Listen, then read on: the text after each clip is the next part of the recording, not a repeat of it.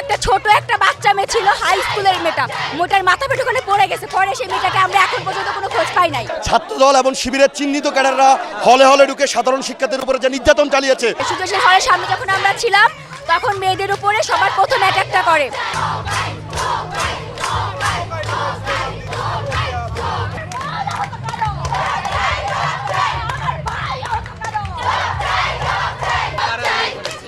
আমাদের উপরে ছাত্রলীগ প্রথম অ্যাটাকটা মেয়েদের উপর করে হলের ভেতর থেকে। সুজনের হলের সামনে যখন আমরা ছিলাম তখন মেয়েদের উপরে সবার প্রথম অ্যাটাকটা করে।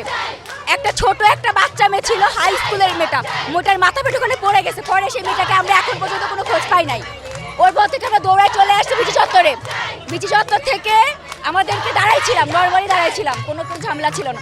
ওখান থেকে ওরা, আমার মনে হয় না ওরা কোনো ক্যাম্পাসের স্টুডেন্ট, খুব সম্ভব বাইরের স্টুডেন্ট। ওরা একবারে অ্যাটাক করছে হেলমেট পরে, এত বড় লাঠি নিয়ে।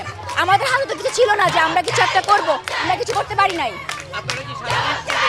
জি হ্যাঁ, আমরা সাধারণ স্টুডেন্ট ছিলাম। আমরা আন্দোলন নিয়ে যখন একবার দাঁড়াইছিলাম তখন আমাদের একভাবে বাসের ভিতরে নিয়ে গিয়ে এমনভাবে পিটাইছে যে ভাইয়াগুলো ছিল আমাদের প্রোটেক্ট করার চেষ্টা করছে, তাদের মাথা ধরে ধরে এখানে বাড়ি দিছে। যখন ওই ভাইরা পড়ে গেছে তখন ওই বাড়িগুলো এসে আমাদের হাতে লাগছে, মাথায় লাগছে। আমরা চাই এর তুলনামূলক শাস্তি হোক। এই যে আমাদের উপর নারী অত্যাচার কোথায় লেখা আছে? কোনো সংবিধানে লেখা আছে আমাদের প্রধানমন্ত্রী তার একজন নারী?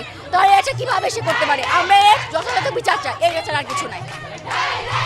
ঢাকা বিশ্ববিদ্যালয়ে আজকে ছাত্রদল এবং শিবিরের চিহ্নিত ক্যাডাররা হলে হলে ঢুকে সাধারণ শিক্ষার্থীদের উপরে যে নির্যাতন চালিয়েছে তার প্রতিবাদে ছাত্রলীগ এখানে অবস্থান করছে। এবং একই সাথে যদি এটির বিচার না হয় তাহলে ছাত্রলীগ এবং ঢাকা বিশ্ববিদ্যালয়ের শিক্ষার্থীরা কাঁধে কাঁধ রেখে এই সন্ত্রাসীদের বয়কট করে আন্দোলন কাকে বলে, কত প্রকার কি কি বুঝিয়ে দেবে।